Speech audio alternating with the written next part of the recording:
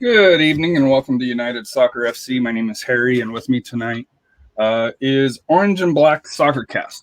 Ray, the creator of it. We have Andy, who's a contributor to it, and Bradley, who comes from 1868 Weekly fame, but in a move that shocked the USL podcast offseason, was recently announced as the new edition of Orange and Black SoccerCast. So we'll start out with Ray. How are you doing this evening? I'm doing amazing. Had a great Saturday when we're recording this. Drinking a lovely local craft beer, and I'm ready to talk some Orange County Soccer Club with all of y'all, and other USL and soccer stuff if that comes up as well. There'll probably be a little bit, especially about the Pacific, for that here, and we'll probably touch base on Reno, RIP Reno, just because we have to.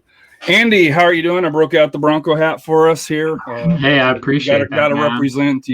Normally it's a San Antonio hat, but since you're on and you're a Broncos fan, blue and orange all the way. Suffering Broncos fan. I distinctly remember watching those 3 Super Bowl losses in 4 years. So in the Elway years. Yeah. Yes. I have plenty of old school Bronco hats upstairs. I just didn't think to put one on. So thanks for having me on. Like Ray said, it was a good day of yard work at my house. Beautiful day in Southern California. So let's talk some soccer. Well, every day is beautiful in Southern California, right? It's all relative, man. It's all relative. Bradley, how are you, man? With the transition from the blue and gold, I guess it was, to the orange and black. How are things there in lovely Reno? Well, other than the occasional snow showers, kind of a fun thing to drive in.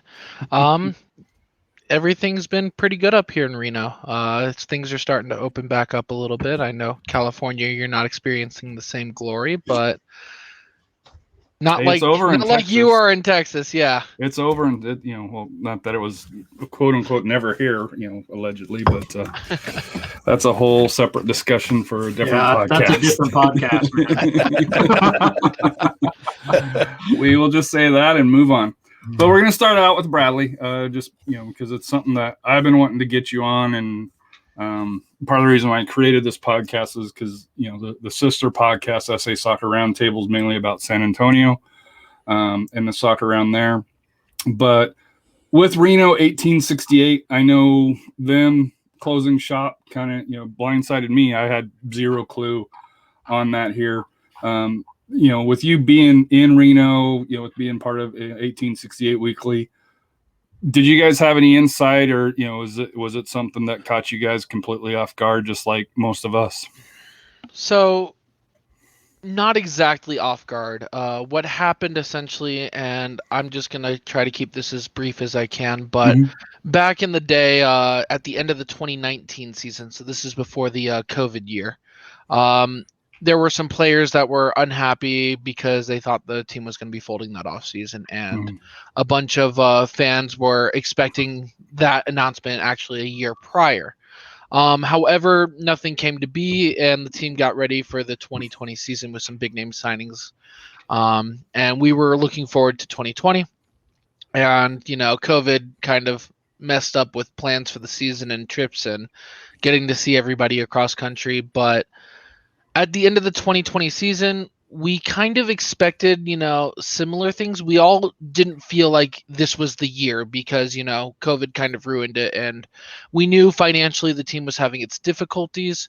However, it came to be that afterwards, I don't remember the exact day, but mid-November, the team announced that it was folding.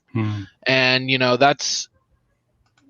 Looking at it, we weren't surprised, but we thought we had one more year before we folded. So that's the unfortunate news there. And actually, I did have some insight. I work with some people that used to work in the financial and front office of the team. And what I was told from them is essentially what happened was the ownership of the team treated the team kind of like his little for fun project, his son however, saw it as a business, and the business wasn't making money, especially during the COVID year. Right. So he kind of laid out an ultimatum to Herb Simon and said, hey, if the team doesn't make money by the end of XYZ, we're going to close shop. And Herb kind of was like, okay, the baseball team's kind of more of a pet project anyways. He had to choose one, chose baseball. So that's essentially what happened, to where the team ended up kind of shutting down. At least as far as I understand. I might be a little off, but I'm pretty sure that the story I have is a pretty reliable story. Ray or Andy, did you guys have any inklings of it? I know you guys are out west, for that. Or were you guys caught off guard just as much as, like I was here in Texas? Yeah, I was totally caught off guard with it. I think, and Brad, correct me if I'm wrong. I think when I read the news, I messaged out to Brad almost immediately, like, almost like a what the WTF moment, like, did you know this was happening type thing. I was shocked. And the thing that sucks most about it is Reno really sort of became this great group of soccer friends that Andy and Dylan and I and a few others that made the trip there a couple seasons ago.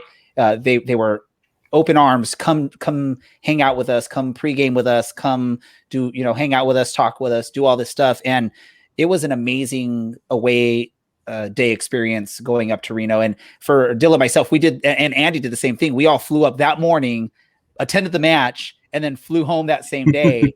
And I think all of us were probably like, dang, I wish we could have stayed another day or two there and just hung out with these guys and just sort of got to know them a little bit better. But even the fact that they shared that nasty alcohol before the game that none of us will ever try again, Malort.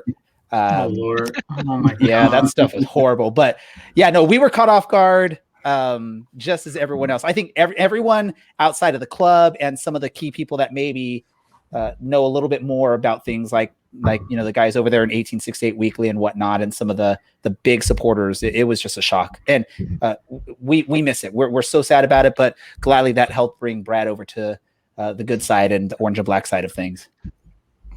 So my only question is, and the reason why I kind of feel bad about it is, Reno was a success on the pitch. They didn't, playoffs, they never got the title, but regular season, they put a good product on the pitch. Mm-hmm. That's the frustrating thing for me is, it wasn't a team that didn't put money into the roster. They had the affiliation with San Jose. So on the outside, it looked like, it was a huge success, and it just sucks to hear that, that it seems like somebody in the ownership group probably wasn't a huge fan, or it wasn't their quote pet project to keep it alive for that here. But moving on to Orange County here, just kind of a recap of last year. You finished third in I think everybody knew it was the toughest group last year. With the group that you guys had. You guys started off well. However, there was the COVID delay. So, you played Orange County, you came back, had, I think, 2 matches against Phoenix Rising. And then there was a long delay again, with COVID outbreak and stuff along those lines here, where your guys' schedule was extremely backloaded. Looking at it here between August 22nd and October 3rd, you played 11 of the 16 matches. So basically a match every, 3.8 days. So, basically 2 matches a week. And, let's be honest, it was a tough group, for that here. So we'll start with you, Andy. Thoughts on last year, the group, kind of how, it started out well, and then, just how the season kind of tumbled down down the stretch. Yeah, I think we opened against New Mexico or something, or El Paso. El Paso 0-0 draw. Mm-hmm. We got that one game in, and then I don't know, what was it, like 12 months of not playing soccer is what it felt like. From March to mid-July, yeah. Yeah, that's 12 months. It's exactly 12 months. And then 2 back-to-back games against Phoenix where, everyone was going on and on about how they were going to win the league and blah, blah, blah. And then, we took 4 points. I think a draw the first game, and then we win the second game. I thought, holy crap, we might actually be pretty good. And then, things were going along fine. And then just kind of mid-season, it fell apart. And it was, schedule congestion, and we didn't have depth in a couple of key positions that we needed. We had guys go out on injuries. It was the same things that happen in a normal season to any other regular team. We just happen to have to play, a surging San Diego. We have to play the teenagers at Galaxy 2. We have to play Phoenix again at Phoenix. It was just not a good scene. But I told Oliver at the end of last season, based on everything else, last season was a gift, because it would have been really easy for every single owner to say, I'm not going to do this. I'm not going to throw money away all season and have no fans and stands, and that's where most of my income comes from. And a list as long as your arm about why this is a bad idea. And very easily they could have just said, no, we're out. So for me, any season at all was a gift, and I took it for that. And it didn't end up the way we wanted, but that's part of sports, right? It never ends up the way you want unless you're the guy at the end holding the trophy up in the air. And even last year, there was nobody that held the trophy. Yeah, so that too. Pretty symbolic. Ray, your thoughts on OCs last year?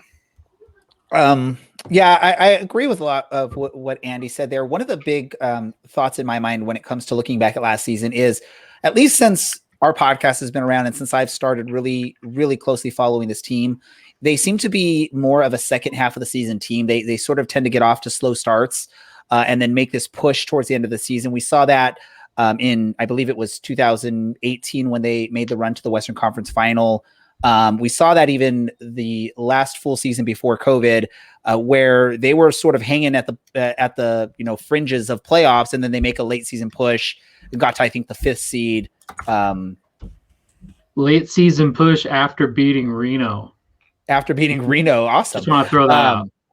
So you look back at this COVID season, you didn't really have that opportunity to do that, right? So it seems to be that's sort of the makeup of this squad is they're going to, sort of float around the mid-table for the first half of the season, figure out which parts and which pieces are the key pieces, and then that second half of the season make the strong run. So with that missing, I think it was difficult for the team. There was this lack of confidence that hit around the mid part of the return, where you were seeing a lot of the players either take bad shots or make too many passes because they were scared to take that shot at the time. One of the players that I think everyone on our side was looking to finally see a goal go in the net, and I don't think it ever happened, correct me if I'm wrong, Andy, but was Brian Olowski, who looked really great throughout the early part of the season. And then as the season went on and he just couldn't get a goal into the back of the net, you could see that weighing on his mind. Sean Coley, who came over with so much hype, known as a scorer in the USL, just constantly struggled to get a goal. And you see that throughout the season, where he's either just, and what happened, a lot of these players started trying to do it on their own, like I said, and you're watching him, you're like, make that pass, there's an open runner just to your left.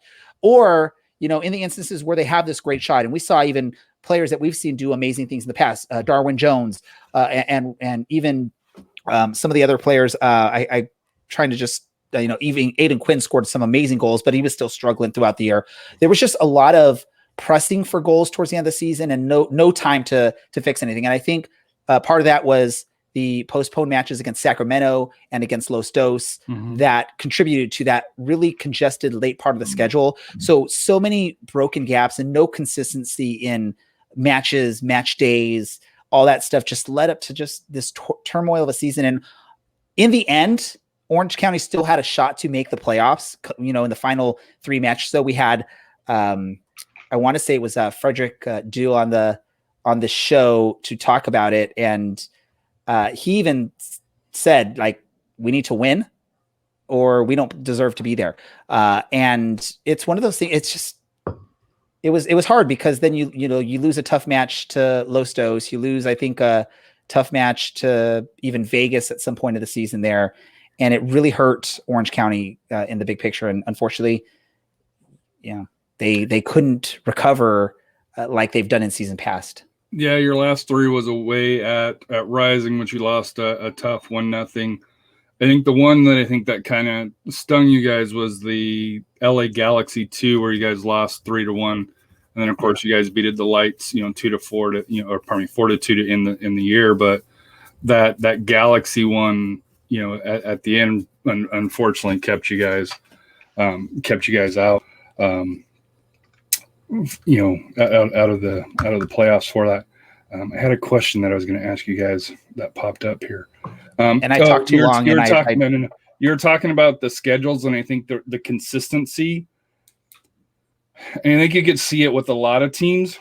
If you're playing, 2 games a week, there's no time to really work on practice. Because you figure that travel days of rest, pregame, you're not getting that.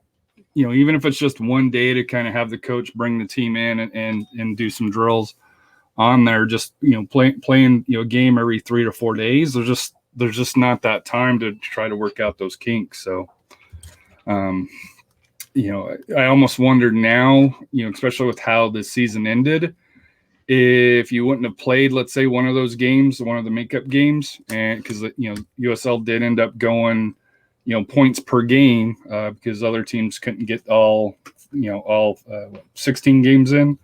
If that would have been the smarter path, but of course at that point everybody was like, "Hey, you got to get these in," and then of course the late change for that here. But Bradley, your thoughts on OCSC? I know you were following Reno at the time here, but as a new contributor here, your thoughts on Orange County to throw you under the bus, initially here?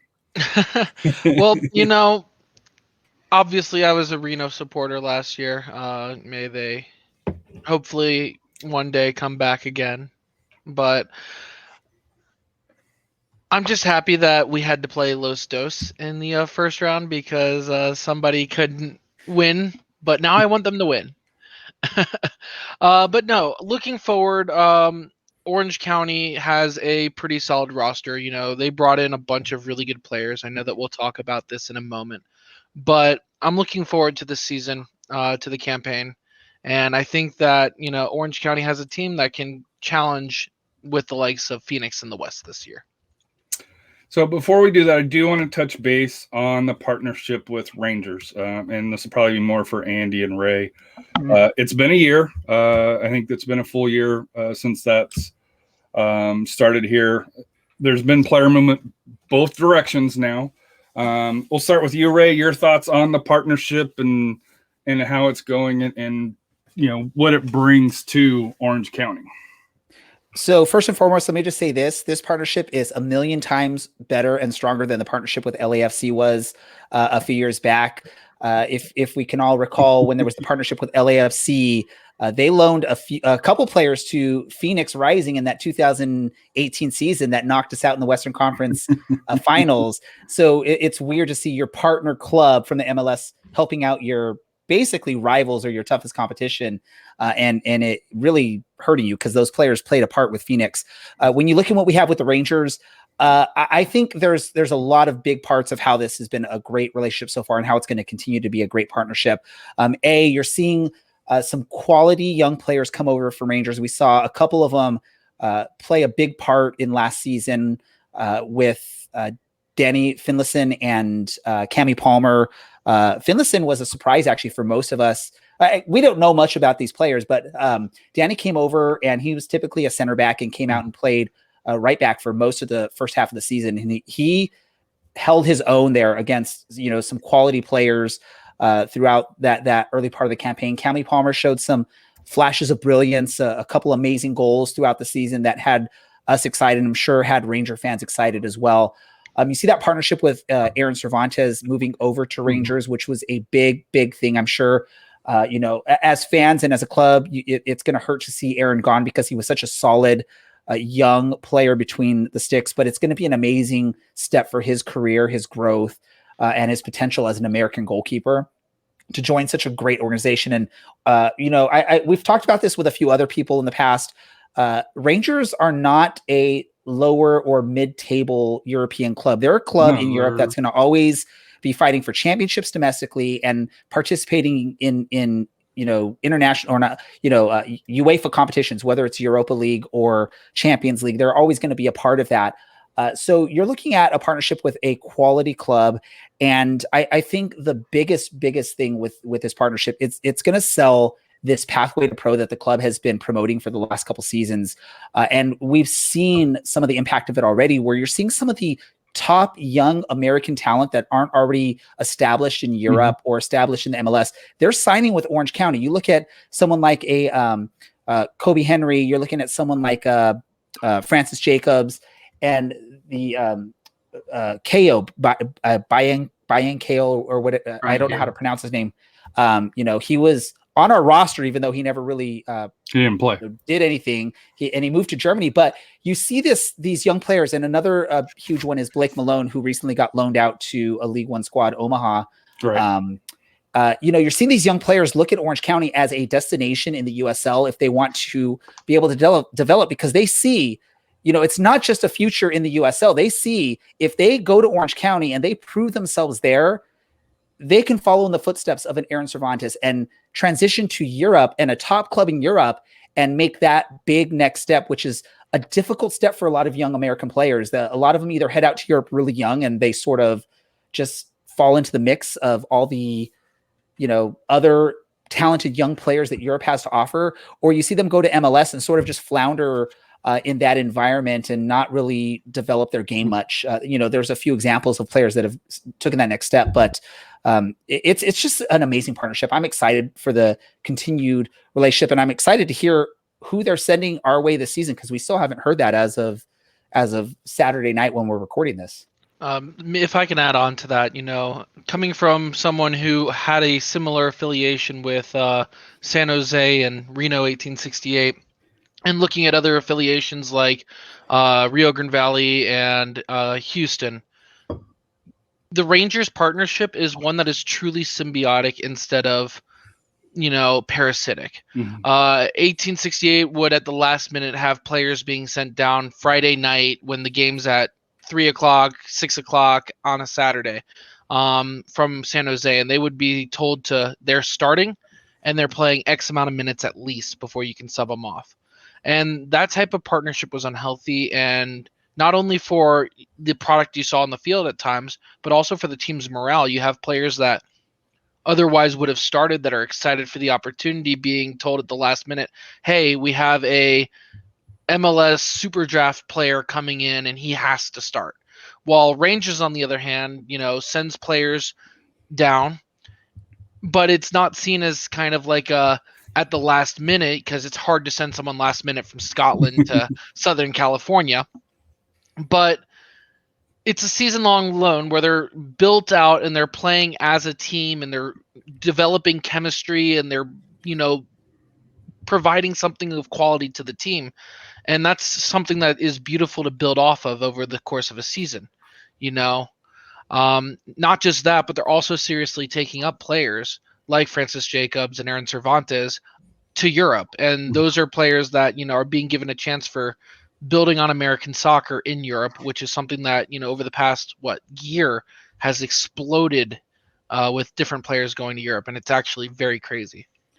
Can I just jump in really quick, Harry? I just need to put Brad on the spot here, because Brad just let me know that he received a Celtic scarf in the mail a few days ago. And I told him he needs to burn that scarf if he's going to be with us, because there's going to be a lot of Ranger supporters that are not going to take Brad seriously if they know have it on the wall, man. Holding on to it's not on the wall. It won't be on the wall. Actually, it's sitting on the bed because I was expecting you to do something like this. Hold on one second.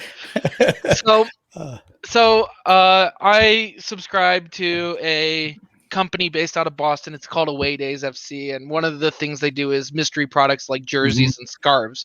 And so I got last week this wonderful Celtic FC scarf. It's actually quite a beautiful scarf. It's not going on the wall. It's their Europa 50th anniversary scarf.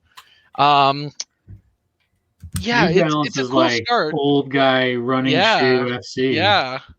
But no, it's not going on the wall. It'll be in a box for the rest of its time. But, Dude, you can put it on the wall. Just look. I've got Orange County next to Rising, next to New Mexico. but I'm the new guy and want to be taken together, seriously. Hanging out, And lights are there. And the lights are hanging out. That's a different story nowadays. But it's.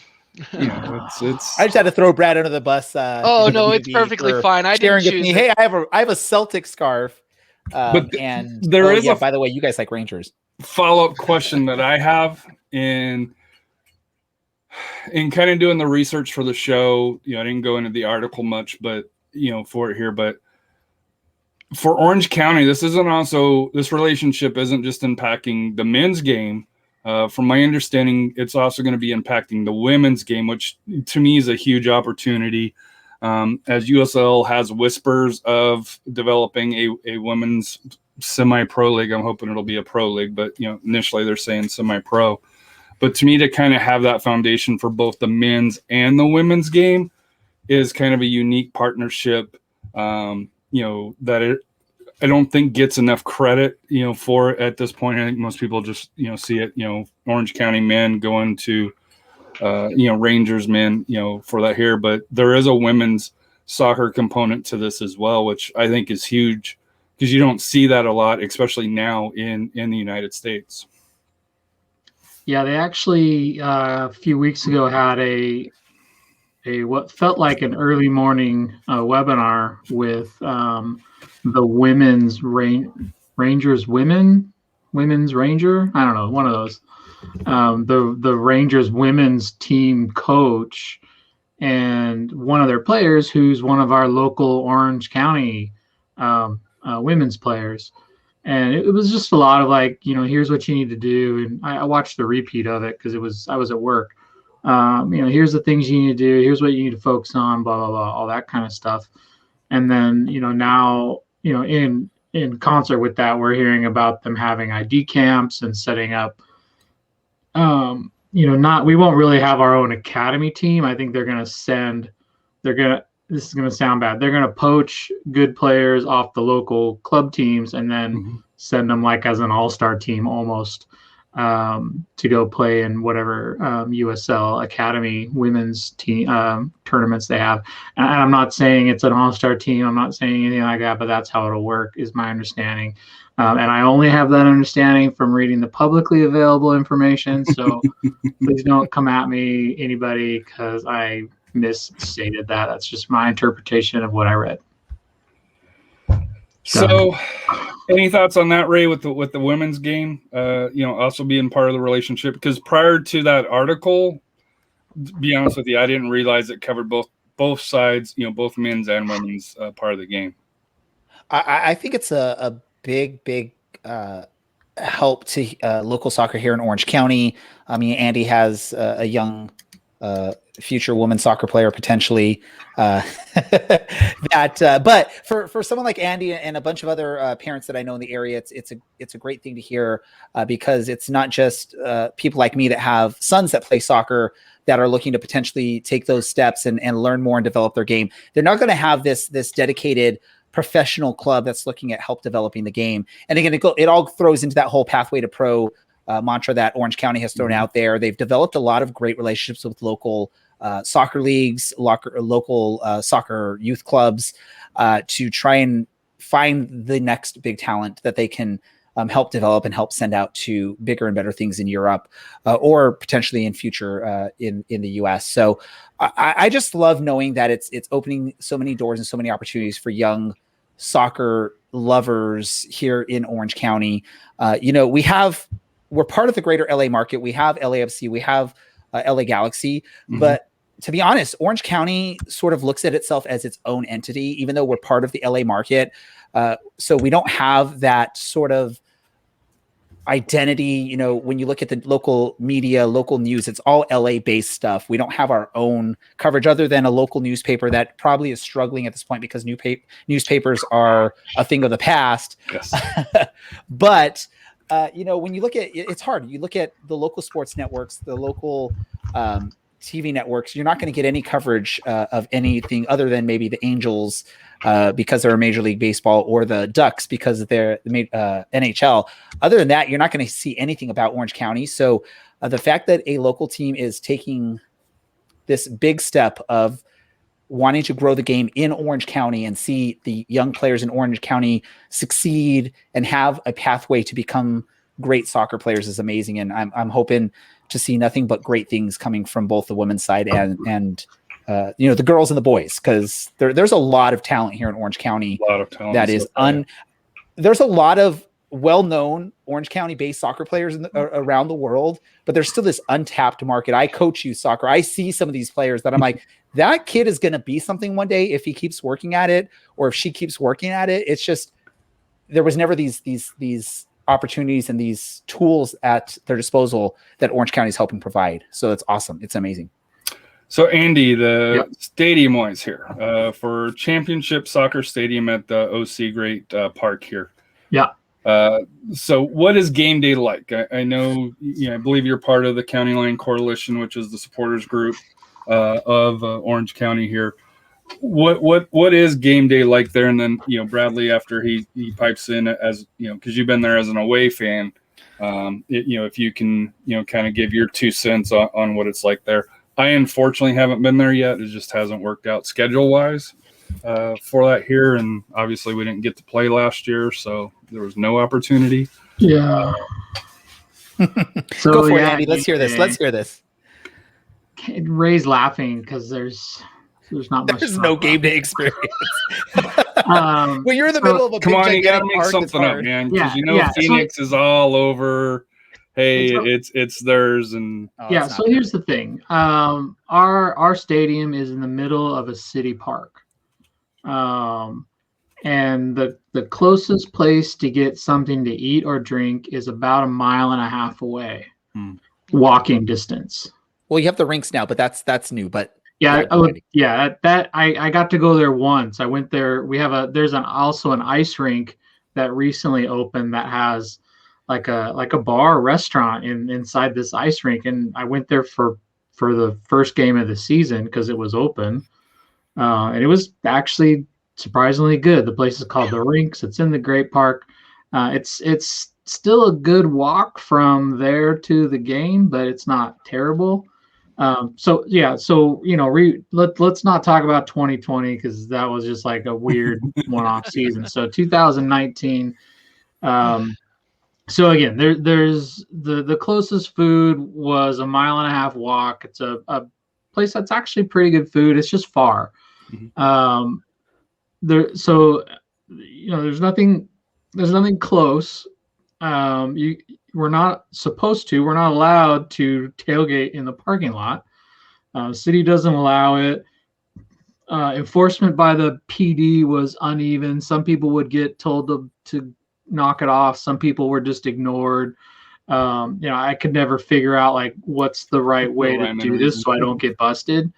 Coming from a guy who got a ticket going to a game one day for turning right on a red light, find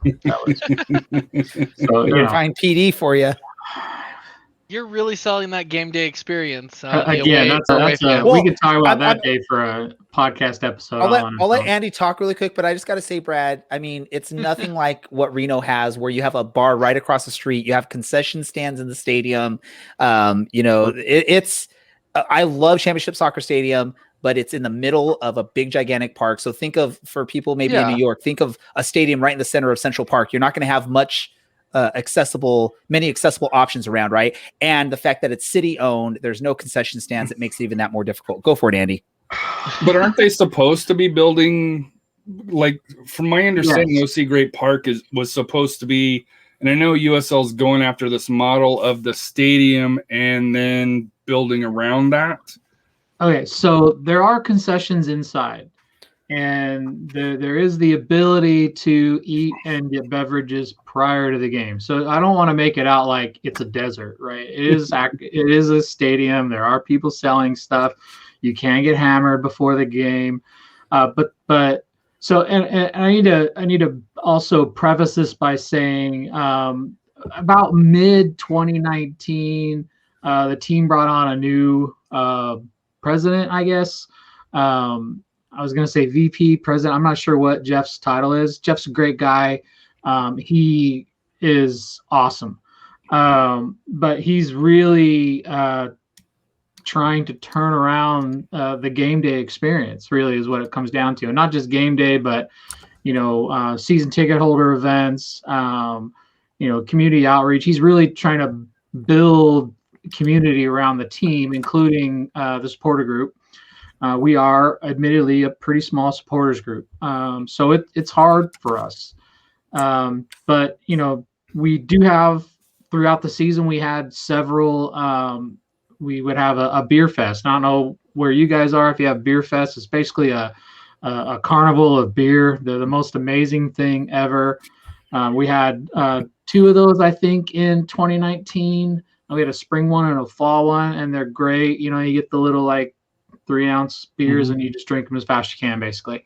Got a lot of people in the stadium that day. We got a lot of new people that had never even known there was a team or anything. So we do have kind of one-off events like that. One day we had, it might've been the same day we had, what's those Latino wrestler guys with the mask, Luchadora? Yeah. There was a wrestling match, a Mexican wrestling match in the stadium at the Beer Fest, I think, it was or something. like the strangest thing ever, but it was also amazing. Like the middle of white bread, Orange County, and you've got these luchadoras wrestling in the parking lot. So game day for us is usually we're all mostly middle-aged parents. So we're all scrambling at the last minute to get there and get set up before kickoff. Well, that's usually a late arriving crowd. Yeah, I'm usually in line in the security line as they're singing the anthem, personally. And that's a Southern California thing. That's just not an Andy thing. I mean, anyone that follows Southern California sports, usually the first quarter of a basketball game, the first 2 innings of a baseball game, the stands are half empty. Yeah. And it's not from lack of trying, right? I tell myself every week, all right, we're going to get there early. We're not going to rush. We're going to get there plenty of time to walk from the car and get in and get my stuff down and get my drum set up and all this, that, and the other. Never happens. I can't figure out why it doesn't happen. It just doesn't. I was about to ask why. What is so important that you don't leave, Dude. Or is it traffic wise? I think I have an answer. I think I have an answer for you. It's the lack of a tailgate for you. That's the lack of being able to get hammered before going in. And I live with 3 women, so sometimes 4 women, so that doesn't help. And I'm not trying to put it on them. It's just I'm not some saying things I'm are not judging important, that one. and some things are important to them. And when something's important to me, it's not necessarily important to them. Getting there early is important to me, not necessarily important to all 4 of them. Let me jump on really quick before we go to Brad. Right, I don't want to. Have you noticed how Ray keeps saying, "I'm going to let Andy talk," and then he just keeps talking? Go, Andy. Go ahead, Ray. No, you go ahead. Tell us about game day. Hey, you guys are in preseason. This is why I brought you on to work out the kinks here. Work out the kinks. Please talk. I just want to. Please talk.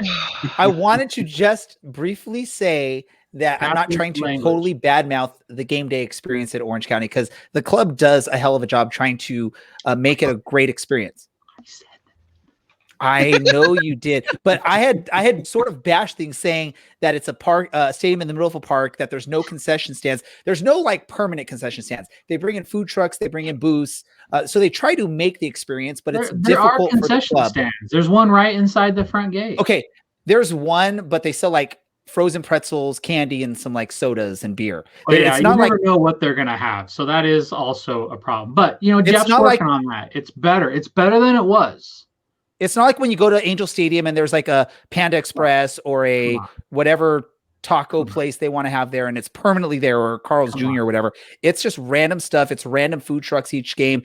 And my biggest gripe with the food setup at the stadium would be, and Andy, correct me if I'm wrong, but anytime you go to one of the food stations or the food trucks, it's like a 30-minute wait to get your food sometimes.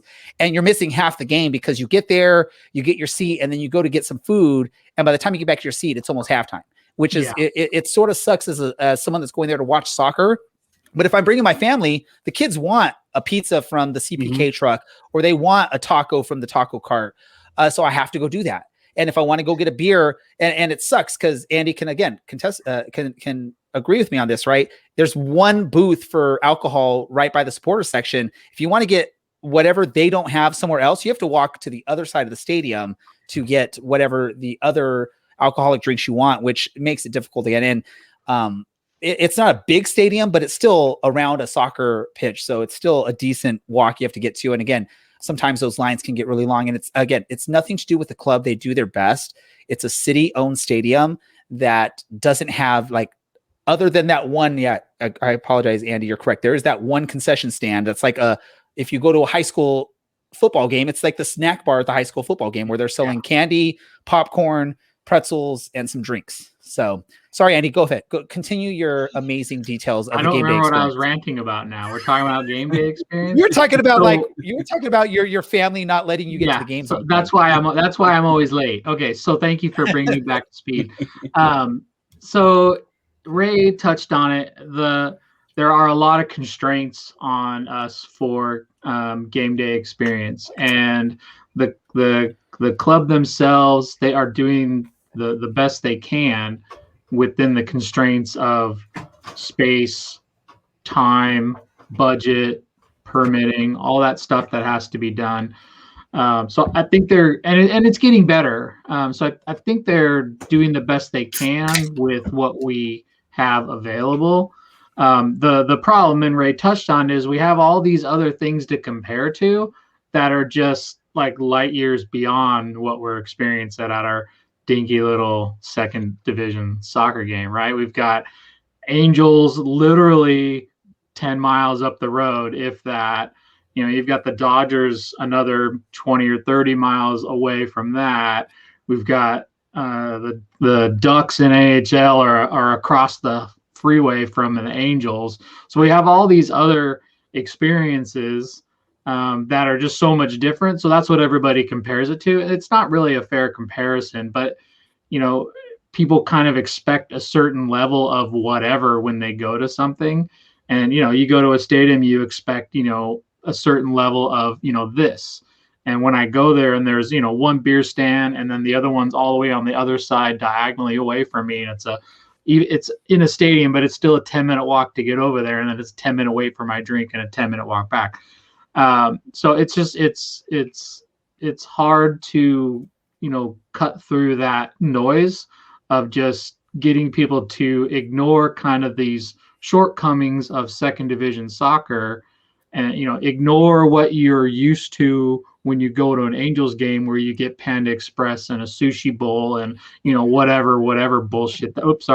Whatever stuff you get at an Angels game. You got your fancy ass sushi at the Angel game and like a martini or whatever. Who knew Angels was going to be the right concessions are like. So you have to set that aside and think of it as more like, okay, this isn't going to be the Galaxy. This isn't going to be the Angels. So I have to set my expectations a little lower and just be happy with what I do get. Or you can just be me and pound 2 beers in the parking lot before you walk into the game and get food to go and eat it in the parking lot with your family before you walk into the stadium so that you don't miss 30 minutes of game waiting for your $25, Pizza fancy from CPK.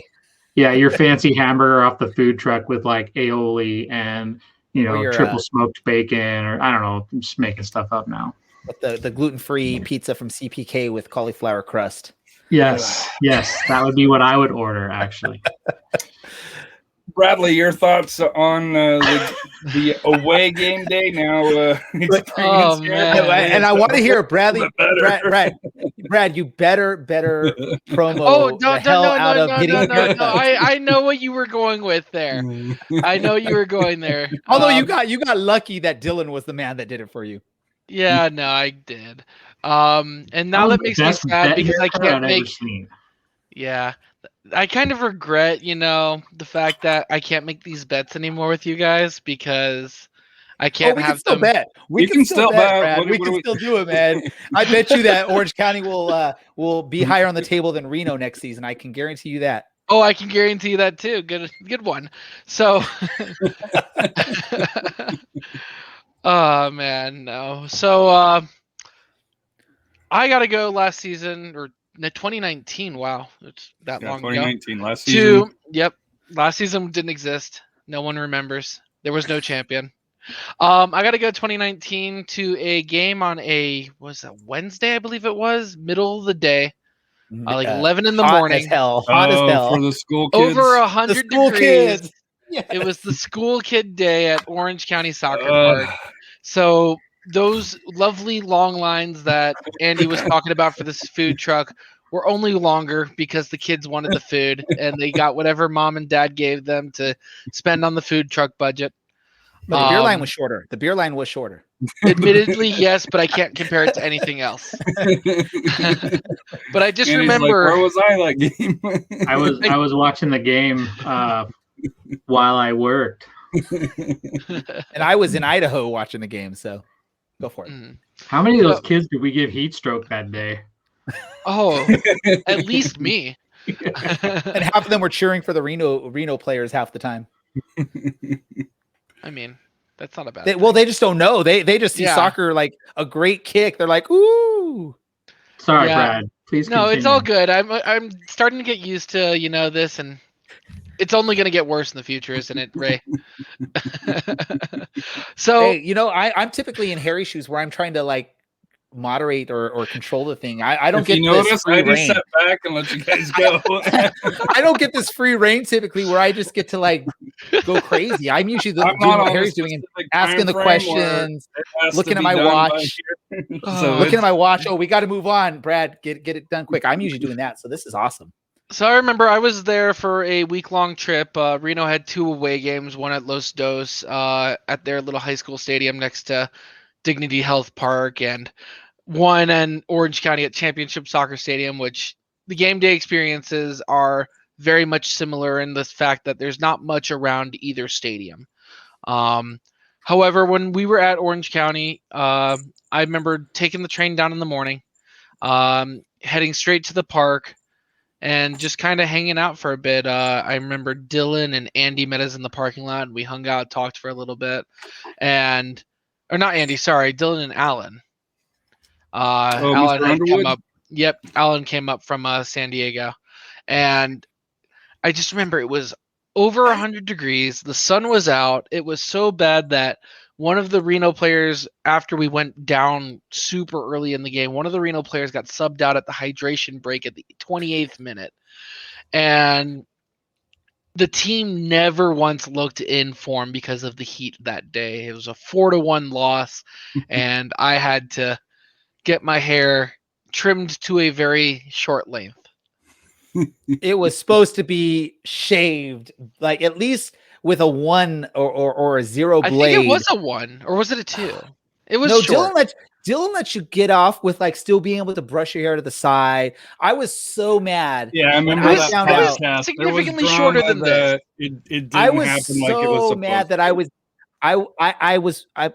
had planned a trip with the family to Idaho to visit family up there, so I couldn't be there, and I put it in I put the trust in Dylan to make sure, because I knew Orange County was going to win that game.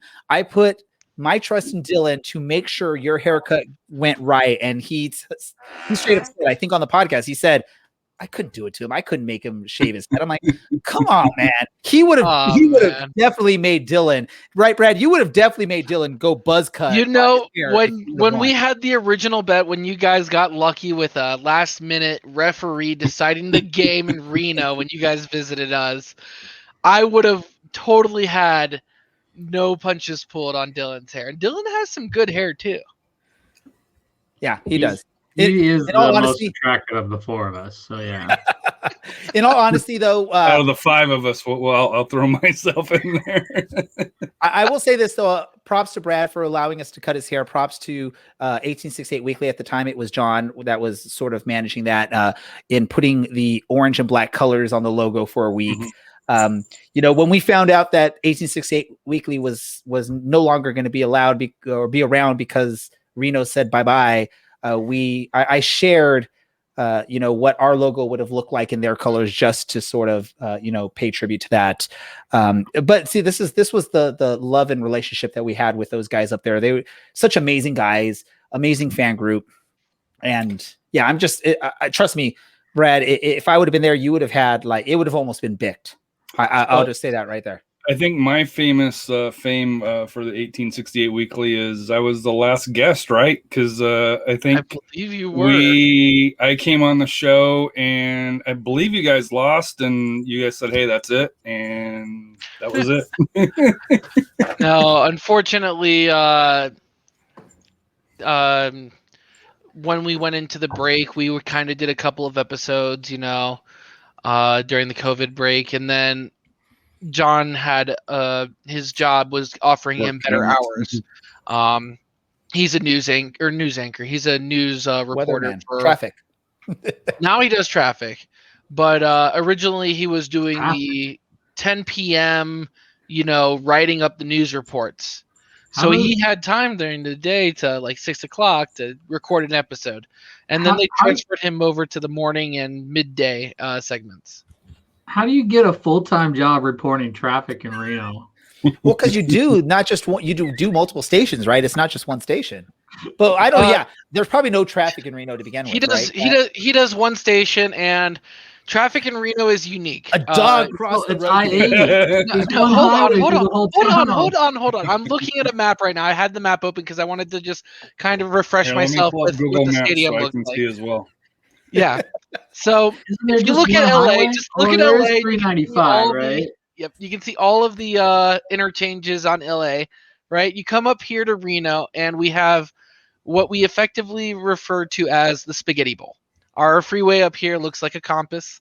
It's one that goes north, one that goes south, east, west. That's pretty much every city outside of a. Here we go. I got the Reno map right here. Pull up the LA map. Now we got to see what LA freeways look like, right? For those that aren't from our area. And see, look, what's up with a lot of cities, and you don't have a full circle, but what Houston we have a circle around the city, right? A circle freeway. San Antonio does. Yeah, San Antonio's got two. What are these circle freeways? What's the point of those? So ours is loops. Yeah, ours is called the McCarran Loop, after the senator from Nevada back in the day. And it's kind of like a way, to get around the city without having to go on the freeway. Yeah. But look at that. Look, there's the Orange Crush right there in the middle of your map. That's the Orange Crush. Reno will never have anything like the Orange Crush. No sig alerts like crazy. And I'm happy about that. The stadium's kind of southwest. The reason why we have a traffic reporter up here is our one Spaghetti Bowl is going under renovations. And when I mean renovations, I mean it started last year, right before COVID shut it down, all the construction. And it'll be constantly under construction until 2034. Okay, let me tell you really quick, Brad. That's Orange County freeways permanently. This is a losing construction. I'm going to stop everybody. This is a losing argument for you, Bradley, because I know. I've lived in California. When I got out of the Navy, my first spot was in Ontario. I've been on the freeways. The 91 is a perma construction freeway, right, Andy? I mean, you live right by the 91. It's always under construction. Wait, why were you in the Navy in Ontario, California? No, that's the first spot that I got out. That is the best question. So when I got out of the Navy, you got to bring that map back out really quick just to show people where for those Ontario of you who aren't how close it is to the ocean. California, Ontario is about in the desert, 35, 40 miles from the shore. Like Brad's looking for his map right now to see exactly where Ontario is. Nope, I mean, there's an airport there, but I don't think the Navy does airports. That's the wrong kind of port. This is when I was out of the Navy. Out of the Navy. When I first got out of the Navy, we landed. And you chose to go to Ontario. Yeah, it's a long story. Yes, that is where we. At the time, I was married to somebody else, and that was where we landed. And then we ended up moving all places to Stockton, California. So, oh my God, Stockton! It got better, right? Did you say? Did you and your former partner say, "I wonder what place sucks worse than Ontario"? And you picked Stockton. Is that what happened? I got a job in Stockton, so Okay, all at right. the University of Pacific. So All right, yeah. I'll let you go on that one then. This is turning into a Okay California to move to a geography terrible place podcast. if it means getting a job. All these angry This was in Stockton the mid people are gonna be '90s too. So calling me at out that now. time, jobs in California, and we're not the High tech. best. Oh no, there were jobs. It was just entry level pay for 10 years experience. Good old Ontario. We do have an airport there. They do. It's one of the best airports to fly in and out of, other than John Wayne for us here in Orange County. Yeah. But you guys will probably get a kick out of this. So my first experience driving on the freeways in California. So I grew up in Colorado, been in the Navy, Hawaii. So it was where I was stationed at majority of the time. So I get on the freeway, and then all of a sudden I hear thump, thump, thump, thump, thump, thump, because of the cement. I think they're cement, right? Yeah. So I'm like, man, that sounds like a flat tire. So I pull over, go kick the tires. No, everything's good. Get going again, get back up. And everyone's giving you the finger as they go by. Get off the road, hippie! Pull over again a second time and check it. And then I was like, finally after that, I was like, it's got to be the road. But I was all like, man, why is that thumping? Oh, that's where we were going with this. I forgot about that. The road is sections of concrete. So where those sections come together, there's a slight Boom, bump. boom, boom. Not even a bump. It's Somebody just, that had never driven on a California freeway and growing up in the country of Western Colorado, you're like, you listen for sounds. If sounds sound bad, and if you're not used to it, it sounds like a flat. yeah. It sounds like a tire going down, and I'm like, oh shit. Because they put them together in slabs instead of just paving. Yeah, we do the same thing up here in Reno and in between Reno and Carson. But yeah, it was the funniest. Now I can laugh at it. But at the time, I was like, oh shit, I'm gonna blow a tire, and then first experience, and but. Welcome to California. Only in California. Lovely really. California. And Northern Nevada. Yeah, when I went to Stockton, I would do the get out of work Friday night late, drive over the pass and donate some money, and come back a day, the day later, sleeping in the car. But getting back on to the soccer show. Just put a little time. What kind of podcast is this, man? Your people This is turning into an Orange and Black SoccerCast where you start rambling about random stuff. In 2002, they added they added a toll lane to the 91 freeway down in Orange County. Oh, the fast track! I love the fast track. So it's a new year, new faces.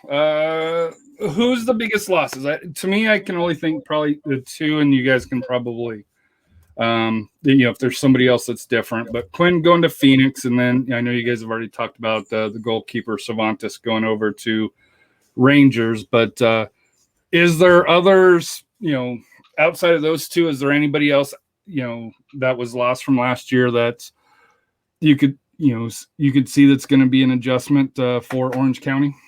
Harry Forster? No, I'm joking. No, Quinn by far is the biggest loss. Nothing against Aaron Cervantes, Harry Forster, or anyone else that's not, or Ugo Coley, any of the other players that have moved on.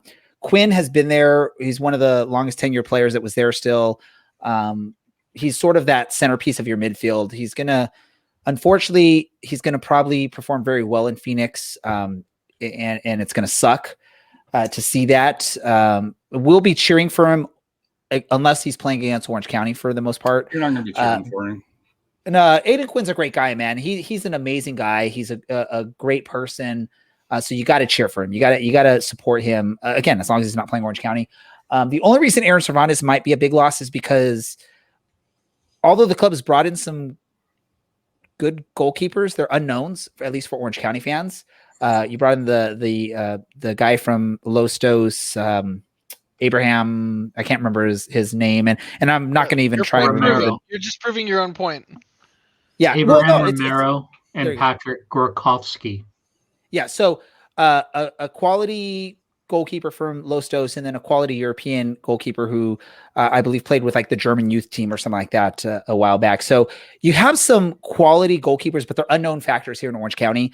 At least with Aaron Cervantes, you knew what you were going to get out of him, which was some highlight saves, at least one highlight save a match, and just this fire and this desire that you see out of a young player looking to achieve more, which was awesome. So that's going to be scary, but I have to go with Aiden Quinn being this big loss. And those are the only two big losses of the roster for me. Nothing against someone like a Harry Forrester or Ugo Coley, but they didn't really, while they were here, they didn't really make an impact, make their mark, prove that they should stay, I guess is what I'll say. Andy, go for it. Yeah, I would actually, and this is of course nothing against those other guys, but Frederick Dew. He was our starter goaltender, right? If he was healthy, he played. We picked him up from Hartford, I think, at the end of 2018, and they were just awful. And I'm sure he was just looking for any reason to get out of that team. They turned it around last year, but 2018 they were terrible. So he came in kind of late, I think, in the season. I feel like because Patrick McLean went off to play in MLS, and that didn't pan out. But goalkeeper is that position that could go good or bad, right? Like we had that other kid in 2008, 2019, before we got Patrick McLean. We had that other kid playing, and he was I don't want to trash talk him because I don't know him that well, but I would say he was not trained to play goalkeeper. So I think Frederick was an outstanding goalkeeper, and I think now having, one guy we kind of know and one guy we don't know at all, now having to be between the pipes, that's sketchy, right? As a former player of multiple sports, you have to have trust in your goalkeeper, and not knowing this guy back there and just having to trust that he's that good, when after a season and a half we had Frederick Dew, who came up just freaking monster on more than one occasion. So I think that's probably a close second or a tie with amount of impact that he had on the team. And let me just say really quick is I think it's going to be hard for any goalkeepers or to step into this team, because we've been spoiled the last 2.5 seasons with two starter quality goalkeepers on the roster in Aaron Cervantes and Frederick Dew to be out there. And now we're going to this, again, two goalkeepers, but we really don't know what to expect from the two of them. Yeah, one has shown some USL experience, but the other one is one of those players coming from Europe that unless you somehow, some way get streams of whatever, I forget, it came from Denmark or something like that. Most of us can't watch the first tier Denmark professional league soccer, or football as they might call it. Right. So it's an unknown factor. And again, we're coming off being spoiled with some really quality goalkeepers for the last couple seasons. So it's a little scary. And at least with the midfield, yeah, Aiden Quinn, I probably feel still is the biggest loss, but we still have some, we either have some returning dependable midfielders, or we've brought in some potential quality midfielders. You got Tommy McCabe that's coming into the midfield for us this season. You have Seth Kasipley, who's returning. Brad's very familiar with Seth from his time up there in Reno. And there's a few other players there that are going to be quality on this team. So yeah, Chris, I don't know Adam, going John. With that. So you have John, Damus, who was the 2019 League One, USL League One Golden Boot. But winner. they're higher up the pitch, right? Those guys are higher up the pitch. Those are forwards, which brings my question here is, I've always thought OC is more of a defensive team. Historically, it seems like that they're trying to flip the script. And I guess that's going to be my question to you guys is, looking at the new individuals that came in, the only one that I see as a defender is Brett Richards, which, Bradley Captain can talk Brent. to. Which, by the way, why was there no article for Brent Richards coming in, but yet there was articles for other players? There was. No. On For our the website? OC Orange Black Oh. SoccerCast, yeah.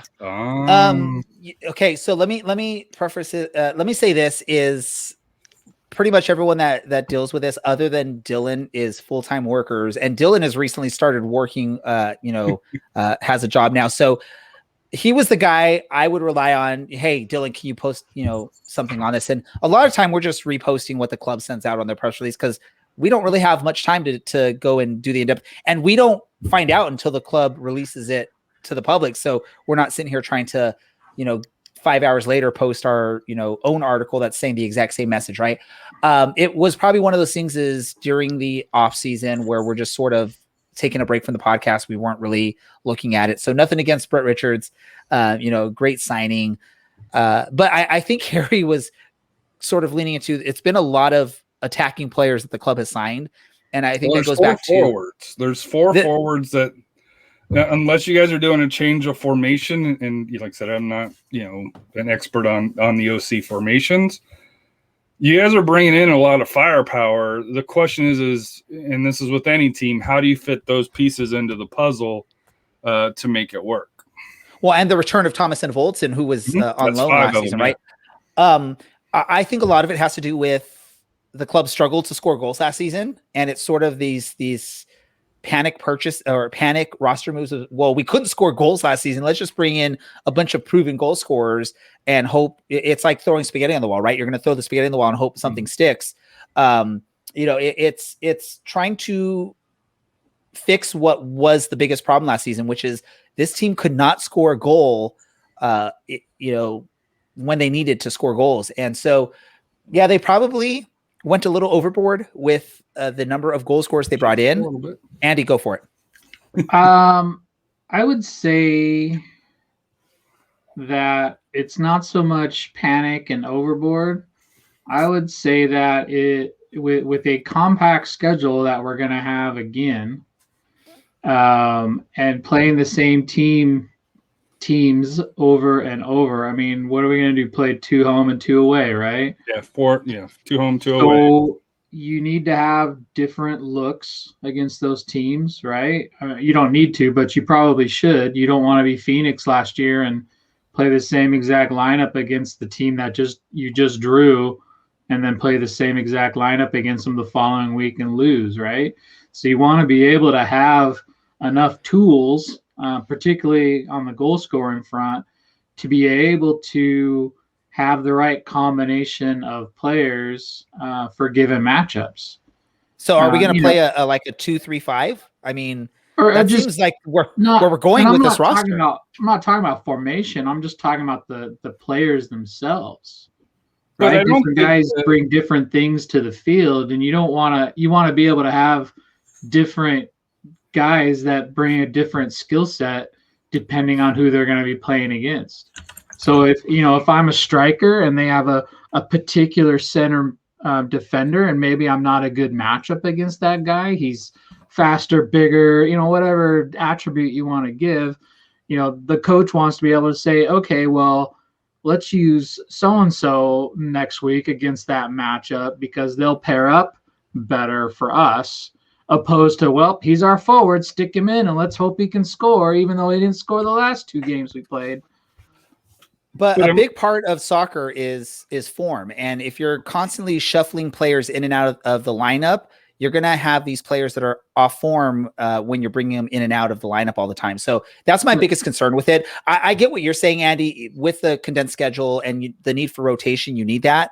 But it's hard when there's the lack of consistency of getting players consistently playing together to build this relationship, this form, this chemistry. I started to cut you off. But it's not a condensed schedule. And to me, everybody says it's a condensed schedule, but it's really not. You're playing 32 games over a 27-week schedule, and there's only 8 teams that are playing Open Cup, which will be done by June. So you've got 5 weeks over that 27 weeks.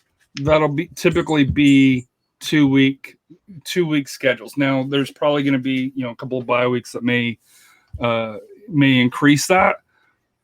The schedule isn't as impacted as people think. It's 27 weeks. You're playing 32 games, and most teams aren't playing Open Cup. So you're losing those 2-3 games that you lose, that typically you may play at that time frame. So we get knocked out in the first round, so that's immaterial. Doesn't matter. Yes, that doesn't matter when you're playing, with the strikers and stuff. So, that can always still change. That can always still change, though, with COVID still being a thing, to where you could have, like last year, Orange County had 2 games that were rescheduled that really messed with the schedule.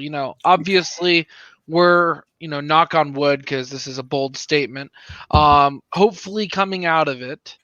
Well, I think with people getting vaccinated, now there's the variants and stuff like that. Yeah, it's a possibility. To me, it's not like last year where it's out there, yes, but we'll see how it gets. I think you're going to see these teams in a quote unquote bubble for the most part.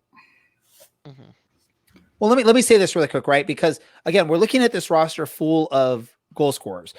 You got Thomas Enevolson, who's proven to be a great scorer. You have Adam John, who's proven to be a good goal scorer in the USL. You have Chris Wehan, who's been proven to be a good goal scorer in the USL. You have Darwin Jones, who in his moments can be a quality goal scorer in the USL. And then you have Eero Markkinen, who's coming in, who was loads of talent a few years back. He struggled to find his place in the soccer world, but he still has, some talent, and he's a big target that you're going to be able to put up top. I think he's like 6'6" or something like that. And then you have a couple youngsters. This is just our attacking line. So if you really think about it, the way Orange County plays, you may have 3 attackers. You may have a center striker and then wingers. We know that Darwin Jones is a lock for the right wing. And then Thomas Enevolson can play that left wing role. Although I see him more as like a center forward, someone that's going to sort of play that role of scorer and set up his teammates. So then you're looking at Adam John, Chris Wehan, Eero Markkinen rotating basically on that striker spot. That's 3 players that you're looking at probably playing in that top score, the top of the pitch, the score, the striker role. I'm scared that either one of these players is going to sort of get left out of the mix, or we're going to be rotating so much that none of them are going to find that consistency. And we're going to have a repeat of what we saw last year, where you have Sean Okoli struggling to score goals and only scoring really when he gets like a lucky kick on the ball for the most part. There was a couple good goals from him, but a lot of them were these, just sort of lucky taps on the ball that somehow got past the goalkeeper. It's nice to have this depth, but it's scary because, again, soccer is such a fluid sport where you're just sort of in the flow of it. You're in this zone from game to game. And if you're playing a game and then sitting out a game and then playing a game, you never really get into that true zone where you can go on a run.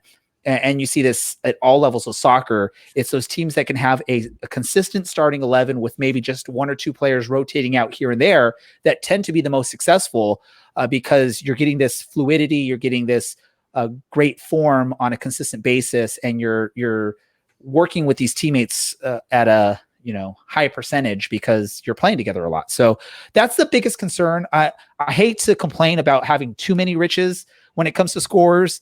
And that's the only reason why I say it's sort of a panic move by the club to bring in so many scorers, proven and these potential scorers. Because you bring in, I didn't mention the youngster that came over from, was it North Texas? Yeah. Ronaldo Damas. He's proven that he can score at that level, which means he probably can score at the next level if he continues to work at it. And then we also have another youngster that was with us last season, and Raymond Dry, who's returning to the club. So we'll see. We'll see how that works out. But is defense a concern with who you guys brought back? You guys already mentioned goalies goalies unknown. I won't say it's a weakness because, with goalies, we have to see what they do between the pipes. But is defense a concern at this point? Because Quinn was an anchor. I know he played midfield, but he kind of held that midfield together, especially on the defensive side, right? Really quick, I'll say something, and then Andy, I'll let you throw in your 2 cents on this. Right, every defender on the roster for Orange County in the back, when you look at the back four, they're all USL experienced, proven players. When you look at Michael Orozco, former U.S. international center defender, Rob Kiernan, who came over last season and was a solid piece in the defense for Orange County, he's become a quick fan favorite for just the way he played. He covered some mistakes from Michael Orozco last year brilliantly, and we're expecting a lot of big things from him. The return of Kevin Alston was a sort of surprise for a lot of Orange County fans. I think a lot of us thought he was ready to either move on, retire, whatever was going to happen, but he's back for another season. Nathan Smith, who was a big surprise for our club last season. I mean, just look at the first 2 matches after the return from COVID against Solomon Asante. He shut that guy down, except for, I think, gave up 1 goal in those 2 matches. But when you can hold Solomon Asante to 1 goal over a 2-game, it's impressive. Contest, I mean, that's awesome. And it was primarily Nathan Smith that was doing that defense on him. Brett Richards coming over from Reno, another quality defender in the USL. And then the youngster Kobe Henry, who came in and, didn't play much last year, but when he was in there, he looked like he was ready for this moment. He didn't look like a deer in headlights. Didn't look like he was out of place. He didn't look like the greatest defender on the pitch, but he looked like, at least knowing that he's a 16-year-old player out there, he's holding his own. He looks like he's ready for this. And after that experience coming in this year, you're like, he's going to be able to continue to grow.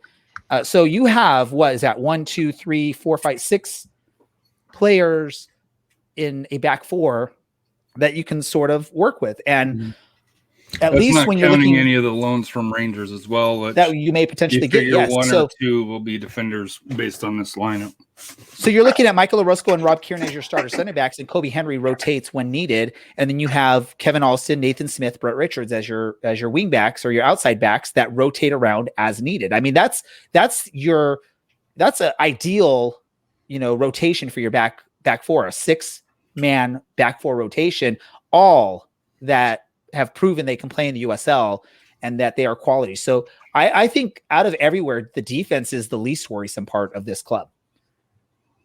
Your thoughts, Andy? I think Ray covered it pretty good. At the surface, it looks like, wow, they don't have any defenders, but I think between Michael Orozco and Rob Kiernan, I think they played every single game last season except the last one against Las Vegas. I think Kobe played center back for somebody, right? Yes. Even as a 35-year-old guy, Michael Orozco still started and played 90 minutes of almost every single game. There's a funny interview with Kiernan on 3 Honest Lads where he's talking about how he played, I don't know, right back or left back or something. And he was talking about how, you play that position, you never get subbed in. So, when the opportunity comes, you have to take it. He lied about playing a certain position so that he could get on the field. It's a funny story. You should go find that on 3 Honest Lads. Just defenders don't normally, you don't get subs, so you don't need a bunch of them. You just need a couple guys to like spot fill here and there, right?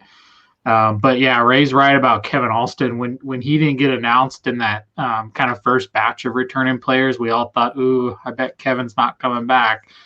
And then when Brent Richards got announced, we're like, oh, Kevin's done. And then all of a sudden they announced him. I thought, well, gosh, what's going on there?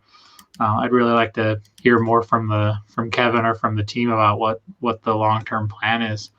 But I'm not worried about the back line. I'm worried about the mids right now. But I presume, we thought we were going to get one from Rangers, and apparently it fell apart. There hasn't been any communication about it, but we haven't heard anything about it. And what we have been hearing has not been, we haven't been hearing that he's on his way, especially now that, I don't want to say their season's done, but they won their title. So it's just like, the pressure's off. We don't need to keep people around. So, let's send people where they need to go because we don't necessarily need to win all our games anymore. So I'm a little surprised we haven't heard anything on that front yet. But I presume there's someone coming. I hope it's some midfielders, just for managing minutes sake, and at least one or two defenders to spot. I can't talk all of a sudden to step in as needed for injuries or just whatever happens. So yeah, I think we have a pretty full roster right now. Just in general, I'm sure there's going to be another goaltender. God, I keep saying that, goalkeeper. I'm sure there's going to be another goalkeeper. But all right, I said between the pipes, so I'm with you. I know. I watched a lot of Just hockey before I ever started watching a lot of soccer, so I still have some jargon to fix. So yeah, I'm not worried about the back at all. Just really quick, the midfield. That's just the weakest part of our roster. But when you look, we have basically two locked-in starters in that midfield in Seth Kasipli and Brian Olaski. We pretty much know those guys are going to be on the pitch most matches. And then you have Tommy McCabe, who has tons of potential to be a good player in this roster. You have Mikko Kuningas that's coming over from Europe, who apparently has some quality. And then Francis Jacobs, who we don't quite know. I mean, there's these rumors that we're hearing out of people that are on the in with Rangers that there's this sort of plan or this already known thing that he's going to sign with Rangers in the summer when the transfer window opens. I've never been able to clarify anything from Orange County side if that's true or if that's a fact. But I mean, when you hear from a lot of Ranger sources that this is the plan or this is happening, it's hard to ignore, but that's another player that you look at that is ready to contribute on the USL level. So we'll see what happens with that as well. So, I mean, it's not saying that we don't have a midfield. We have a midfield too. I mean, so you look at the offense, you look at the midfield, you look at the defense, there's a lot of quality players. It's just filling out those maybe, backups for each of those positions. Yeah. It's just depth right now. I don't think we're missing anything. I think we're just missing depth. We could definitely play. We have plenty of players to play. We're not Vegas. And that's why we hate when we hear that anybody gets like a muscle strain or anything like that, and that starts to get dicey, right? So I would just like to see a couple more players to kind of backfill for those kind of situations. So the Pacific Division, they haven't announced this yet, but I'm expecting it'll be 4 from each of the divisions. So that way 8 make the playoffs, unless they do 5, which I don't know if they will or won't do that. But the Pacific's San Diego, Sacramento, Oakland Roots, who came over from NISA, you guys, Phoenix Rising. I think those are the 5 contenders for the 4 playoff spots. Then you have Tacoma and Los Dos, which all the 2 teams basically. Never sure how good they're going to be. And then there's the Lights, which prior to yesterday, you had no clue what was going on. It's been announced that at least for 1 year, they're going to have so weird, basically an RGV relationship. It's worse. It's worse if it's possible. The joke that we were saying up here in Northern Nevada is the Lights. Or Vegas is so bad of a place to live that even the soccer players are going to live in LA and commute to Vegas on the weekends to party and play soccer. That's such a weird thing. But hopefully with this relationship now, no more potential chance of a midnight soccer match, which Orange County was almost going to have to do last season. That's just not true though. Because it's still the Lights. The Lights still own it, yeah. All of that side. The only thing that LAFC, to me, it's the relationship that Reno had, where San Jose controls the rosters and the coaches and even stuff. Even so, Reno still had their own cast of players, regardless of that. This is full roster control for it's an RGV type setup. Yes. Yeah, this is closer to RGV than Reno. Just please no midnight soccer. That's all I'm going to say. When that schedule came out, I think most of us Orange County fans were bummed about that because you look at Vegas. That's at least something we can drive to. It's a 4-hour drive if if you're good with your foot on the pedal, you can get to 3.5 maybe. But when it ends up being a midnight match, who wants to drive out to Vegas for an 11 o'clock kickoff and then have to drive home the next day after getting little to no sleep? I get it. A lot of people do that to drive out to Vegas and hit the casinos and pull an all-nighter. But like Andy said, a lot of us are, now is a lot younger. Parents are older people that have kids and we're parents. And I have 2 young kids, 8 and 10. I'm not going to drive them out for an 11 o'clock kickoff in Vegas and then, basically carrying them in my arms because they're asleep. But are you taking your kids to Vegas?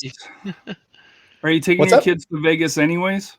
We've gone to Vegas with them, and have you? Little side story is the dancers during the daytime when they're not working their dancing gigs, they like to just sit on the strip and try and ask anyone to come take pictures with them or whatever. Mm-hmm. And they were going straight up to my 8-year-old, and these are girls with the pasties on, the G-strings on. They're coming up to my 8-year-old asking if he wants to take a picture with them. So Alex, could I have things that never happened for 800, please? Rest in peace, Quebec. He was just in here right now. I could bring him back if I can get his attention. And your 8-year-old is so trustworthy. No, but it was weird, like that, and then the smell of that story why my wife will not let me bring the kids to Vegas. It's a funny part is my 8-year-old was the one that was sort of like looking. Oh, my internet went out. Damn it! Can you guys hear me? Yeah. Okay. Yes. I think my internet froze for just a second there.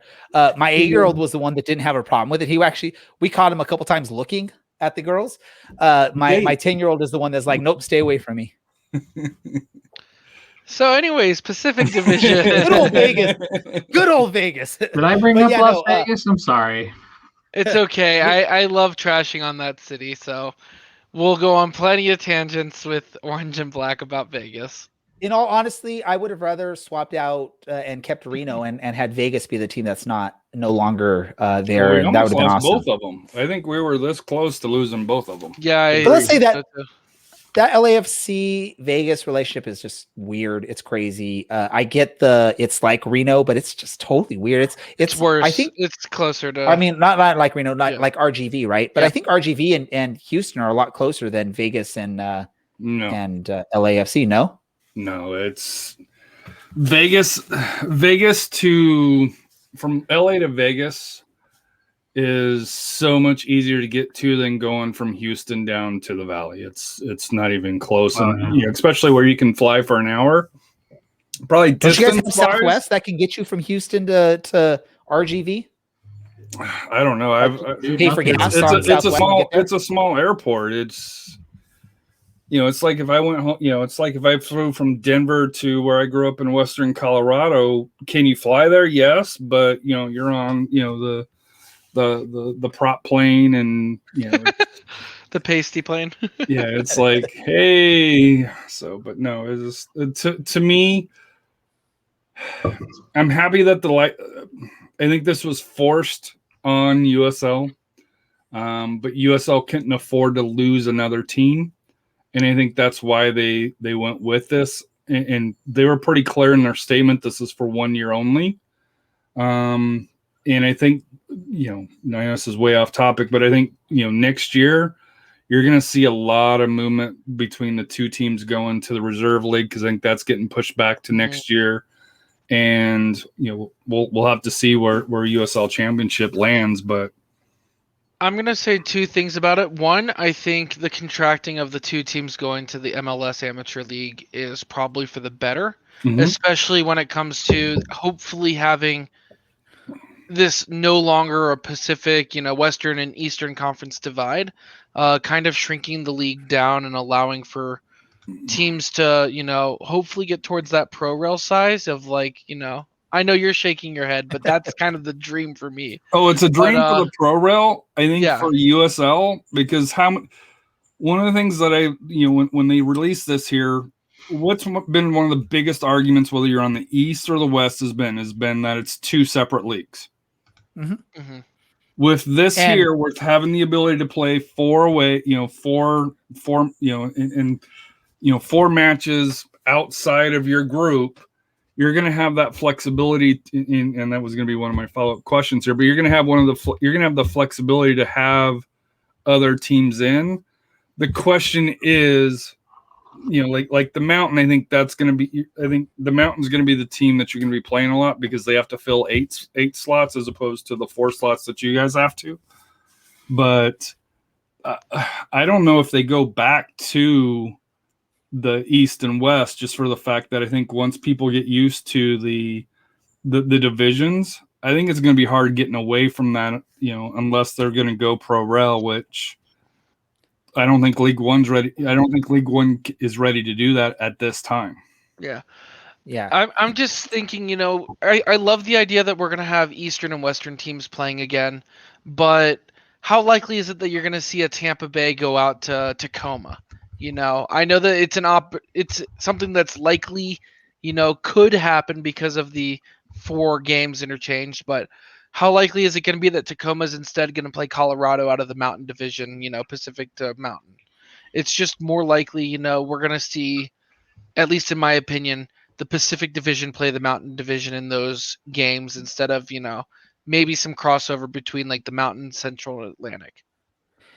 And let me say this: the biggest complaint I have about this Eastern Conference, Western Conference, and now these other divisions that we have, this is the East Coast bias, right? And I'm sure, even in San Antonio there, Harry, you guys see this, is the league tends to cover a lot of the East Coast stuff a little bit more, other than, your Phoenix or your New Mexico, because they're the cool thing going on in the league, right? It's a lot of East Coast bias, but we see that in the United States. That's what happens in pro sports in the US, and it sort of sucks. And that's the thing that sucks of being such a big country, is you're not like England, or you're not like France, or you're not like, these other countries where you have everyone within the state of California size territory. I'd love to see East versus West a lot more often. I'd love to see that, just to see which division is really truly the stronger division. I know all of us are Western Conference based, right? So we all tend to think, the Western Conference is underrepresented by the league because of the East Coast bias, the league based out of Tampa Bay. So they don't focus. And unfortunately, a lot of people in the league offices are asleep by the time most of our matches kick off, or at least even end. I'd love to see more of that, though. The more opportunities to play out East and vice versa, to just sort of see the balance of these two conferences. Because I it might just be the homer in me, but I tend to think that the Western Conference is the more competitive conference when it comes to top to bottom. But that just might be me. Moving forward with all the 2 teams, but the Western Conference has always been the higher goal scoring, more offensive division, while the East Coast is usually more defensive and low scoring. Tampa, averaged less than 1 goals against last year. And I was really excited to see Tampa, that defense, play against Phoenix Rising in the final, and unfortunately that never happened because COVID, but. You're muted, Harry. What kind of Mickey Mouse outfit is this, man? My daughter Dude, at I do that once an episode, 11:30 is like, "Hey, are you still doing a podcast?" I'm like, "Yeah." Go back to bed. I'm like, "Why aren't you in bed?" But it's a whole separate discussion. So you're gonna get 4 out of division games, and we'll start with you, Andy. Here, you get most likely 2 home, 2 away. What team would you like to see come to Orange County, and what team, if you were able to travel, would you want to go see? Are we talking about just in the Mountain? No, it's open this year. It's okay. I'm trying to get to the team list so I can trying to see those Eastern Conference teams that we don't know anything about. Yeah. If I could choose any team, right? Which you can. Birmingham Legion. For home or away? Who wants to go to Birmingham? Nobody wants to go to Birmingham, so I'd rather have them. I'll give you a counter, because the first team that I spoke to was Birmingham. They have the Civil Rights Museum there, and in speaking with Kaler, he mentioned that is a must that especially in the times that we're in right now, that would be a must visit. But you talk about the difficulty going from Houston to RGV. How difficult would it be to get from Orange County to Birmingham? I think that would be a very difficult. It's a 12-hour, 13-hour drive for me, so I don't know what you guys are. Hate to get out of Texas. Anyway, the away game would be Indy 11. You, Ray? So unfortunately, this is a year early. You got family here, or you've been here. No, if we're talking about like going to visit family, I'd have to have an away game in New Mexico because A, I have family in Albuquerque, and B, I like going there because you can go get some really amazing burgers with some green chili put on them, which is awesome. If we're gonna get a here too, yeah, it's not the same, Andy. I'm sorry. It is. Yeah, this is.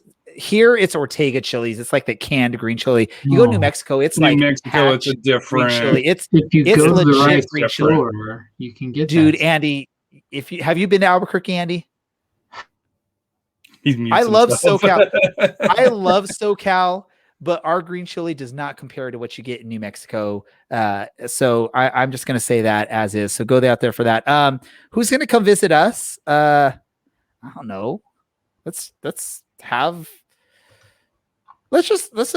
the East Coast darlings because they're from the league headquarters. Let's have Tampa Bay out here so we can prove to the USL headquarters that Orange County is a great soccer team. And hey, we're the founding members of the West Coast of USL, right? I mean, right. LA Blues were the only West Coast team back in the days. I mean, I think if you look at the history, we started off playing in like Puerto Rico back in our inaugural season, and we played like 3 or 4 away games on the East Coast to start the season because there was no West Coast team. So let's bring Tampa Bay out here so we can prove that Orange County is the heart and soul of the West Coast of the USL. Bradley, any away trips? Because I know they're all away for you, even going to here. But any away trip that you would like to go see OC or any favorite team that you'd like to go? Yeah. So one trip that I was talking. So obviously, like you said, it's away games for me all season. So for me, I'm actually been planning to go to different stadiums that I've never been to before. And one of those stadiums that I would love to see Orange County play at is Taft Stadium in Oklahoma City. My reasoning for that is the girlfriend has family there. It's an old historic high school football field, and I just would like to see it. So that would be a fun trip to go to. And I know that Colin is a good guy out there. He came to a Reno 1868 game a couple years ago, one of the openers. And a team that I'd like to see travel to Orange County, just because I want the ownership to drop out. I would love to see Charlotte come to Orange County just so that I could send Ray a sign that I'll make that has some not so good verbiage on it, essentially saying, screw him. He's Dan is a terrible owner, says some terrible things, is not representing of the league or the players that are in it. And, honestly, I think he needs to sell it. But that's a conversation for the Soccer Goose. And Charlotte Soccer is an entirely conversation separately because you got Stumptown, which is NISA owned, which a lot of people didn't know that. But when I read the article, I reached out to my contacts with Protagonist Soccer, and I was like, "Is this league owned?" And he's like, "Well, here, let me check." And then they came back saying, "Yeah, it was." You got the Charlotte mess, which the ownership aside, because I think if you really look at ownership in USL, I think you're going to find a lot more in common. I hate to say that with that, but him creating his own supporters group over the current supporters group and how he's treating it, that's a whole separate discussion. And then you got MLS. It's like, hey, we're the NFL. We're going to charge you $8,000 for PSL plus season tickets. If you're a supporter, hey, it's going to be $50 just to buy your ticket on top of the prices on top of that. So it's just Charlotte, you could do an own podcast on that, and it would be a dumpster fire. So you could do like a whole 10 episode series of podcasts. It'd be 5 times what we're at right now. Bring on Ben, the soccer goose, and just let him go, and dude, he could probably talk for an hour straight and still have information to be able to give. It's just, to me, I've always said I want to go to Highmark, Pittsburgh, because I've heard that stadium is absolutely beautiful. Right on the river, and you got the train tracks that go across. As far as coming to whether it's San Antonio or Orange County, I would like to have Louisville, and Louisville would be another one that I would want to go see just because of the new stadium. I went to their old stadium, but going to see their new stadium would be impressive. Indy's a good shout too, because the NASL years with Indy 11 and them going back to the old stadium where they used to play and not playing at the Dome, where you got the blue turf and the goal line where you can actually watch it now. So that's a step up for them. Good job. So much paint. So much. It was so horrible. So much white paint. You just couldn't tell where the lines were.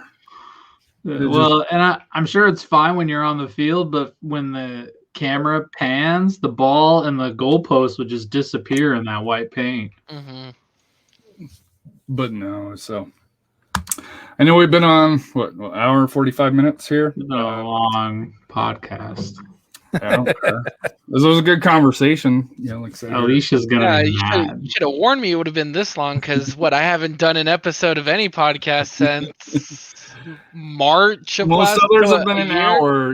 Between Brad was hoping. Brad was hoping I was to expecting be done an by hour. now or be subbed out by this time, man. I'm not conditioned for this. I'm not conditioned for this, and my room's about as warm as Orange County on a nice sunny day. So it's about 60. No, that's midwinter. No, I'm talking probably October, so 80s, 70s. Your room is 80 degrees? Yeah. What's the house that warm? I had the heater on Are during you the a day. reptile? Debatable. At least I have an excuse because I'm in Ray, the garage did you when get I a lizard record. man on our podcast? I guess so, man. At least when it's hot, I have an excuse because I'm in a garage. I have no air cooling or heating here, so it gets crazy, but it's perfect right now. I'll never keep forget. going. It was 2 years ago. Ray was like, "Man, it's hot here." And I'm like, "What the hell are you talking about?" It's like 95 degrees. It's all relative, brother. You're like, all "Yeah, but relative. there's no like here we have the AC." We can't win. We can't win because when we complain about it being too hot, we have people like Harry, people from Vegas, people from Phoenix making fun of us. And then when we complain that it's too cold, we get people from Colorado or Reno or wherever you get snow complaining Even to us. So Sacramento. we can't win. No.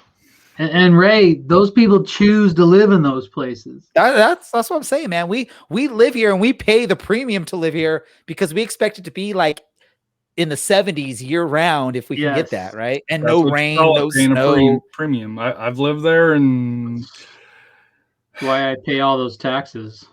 it's Dude, and the house prices, let's not even go there. that's the crazy thing is the house prices. But All right, final different thoughts. podcast. We'll get Bradley so that way he can get out of trouble since this is preseason for him. We don't want him Oh, thanks. losing his ability. Hey, he's go got to get ready. forward. The podcast returns in a couple days, so he's got to get ready really quick.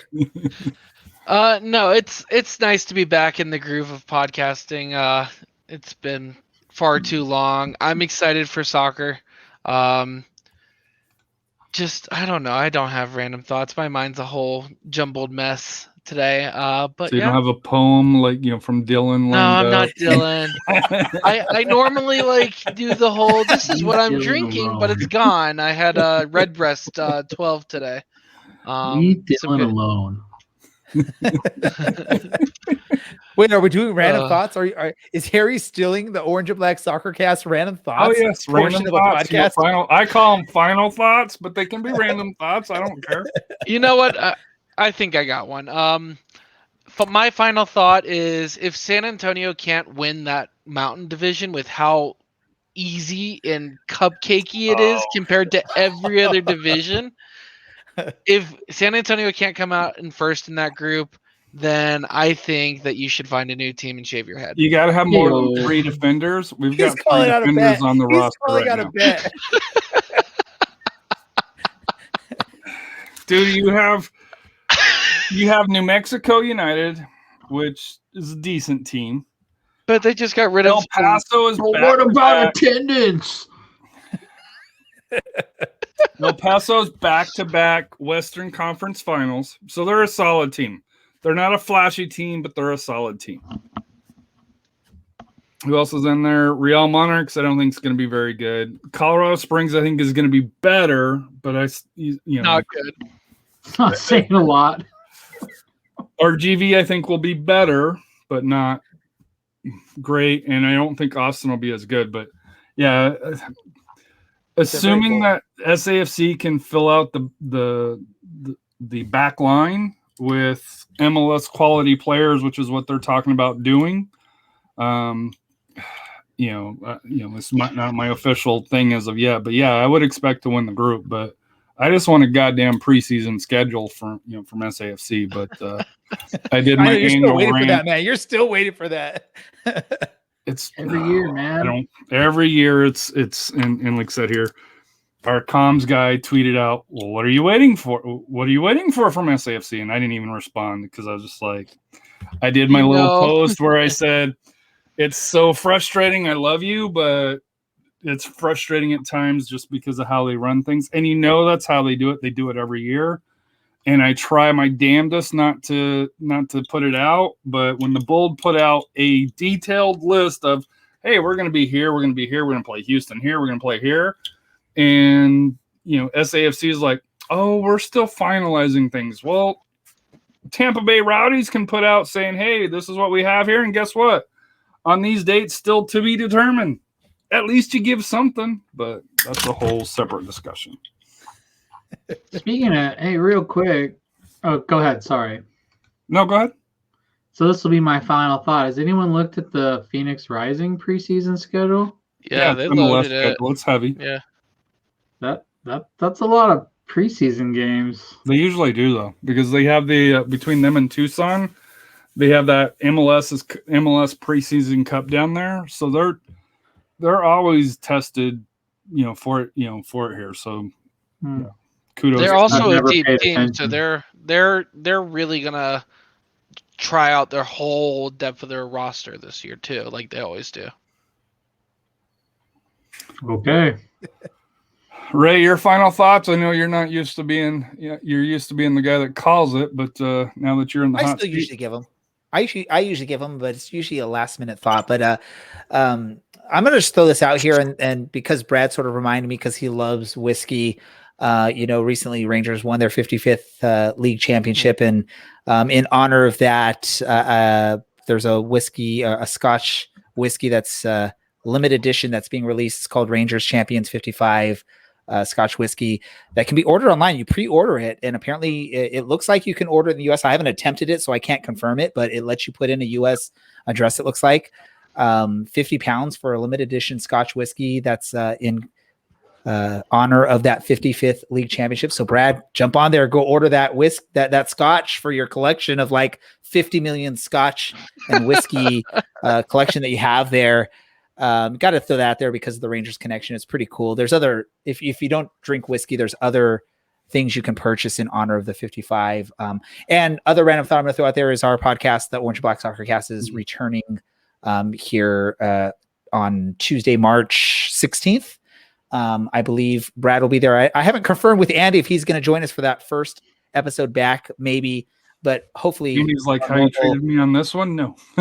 No, let me say this though, right? Andy's the guy that will call me out on my BS more often than not. Dylan and Alan let me get away with a bunch of BS. Andy will actually call me out on my BS.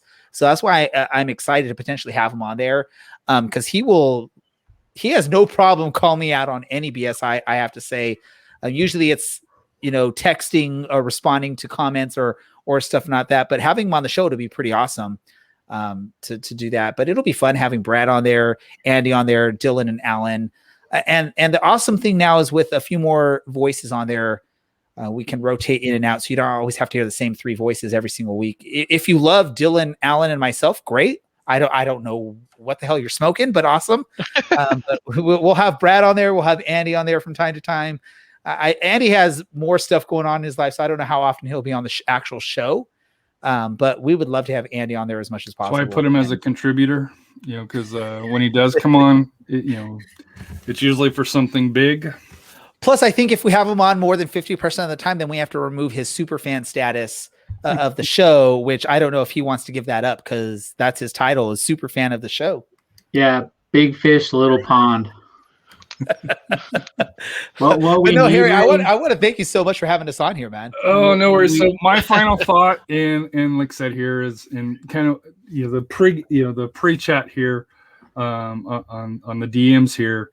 I think you and Bradley and Andy and Dylan have to have an episode that talks about liquor, beer, because I think that would be an awesome episode, because you were listing, hey, this is what I have, Bradley was, and I'm like, yeah, I don't even know half the stuff that you put on here, but great. Like, it was a local brewery, yeah. 50 different whiskeys on his list, and then he starts rambling off on other stuff he has. I'm like, dude, I have like 3 different beers in my fridge, and I have, I think, a bottle of Hendrix and a bottle, like a 1 shot left of Patron bottle in my cabinet. That's about it. I have no idea what Bradley's got. I wouldn't be able to tell you anything about any of those things. Yeah, he's Brad's got on his list. 1, 2, 3, 4, 5, 6, and then those are the scotches, and then whiskeys. He's got 1, 2, 3, 4, 5, another 6 of those, and then 4 beers. We lost him now that we're talking about his collection. Yeah, so, but do appreciate you guys coming on. Like I said, hopefully we'll be able to return the favor, throughout the season here. Like I said, here with this show here, I wanted to go more, MLS, USL, and NISA, where I can talk about the other stuff, where the other one's more of a local, San Antonio high school, college, and SAFC more dominant podcast. So hopefully we'll be able to have more communication and going back and forth here, but it was definitely a pleasure. And like I said here, thank you, Ray, Bradley, and Andy. And like I said here, all of them are great follows on Twitter, especially Andy, for that here. You can get some pretty unique perspectives, both in soccer and other events from Andy. So, but thank you. Bad takes and worst takes is all I got. Hey, that's why you and I get along. So, but thank you for tuning in, and like I said, hope everyone has a wonderful evening.